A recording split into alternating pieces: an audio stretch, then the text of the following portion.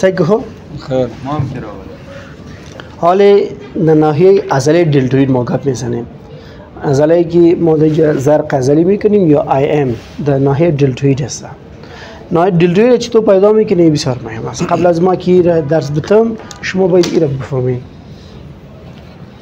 اینجا یک ناحیه است از استخوان اسکاپولا برآمده در اینجا. این را به نام اکرومین پروسس میگه.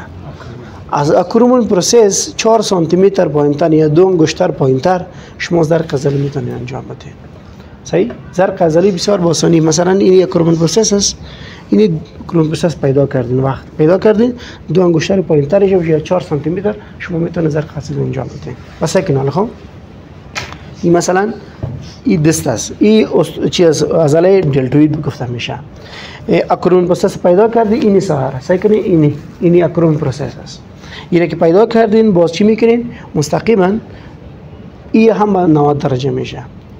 میگه گوش میکنی که این ناحیه بسیار مهم است یا اینی یا پایینترش میکنی در موبایلش نکنی که اینجا یک عصب آمده باز و عصب اگه اوگار کردی باز باعث فلج هم میشود باز احتیاط کار است باز.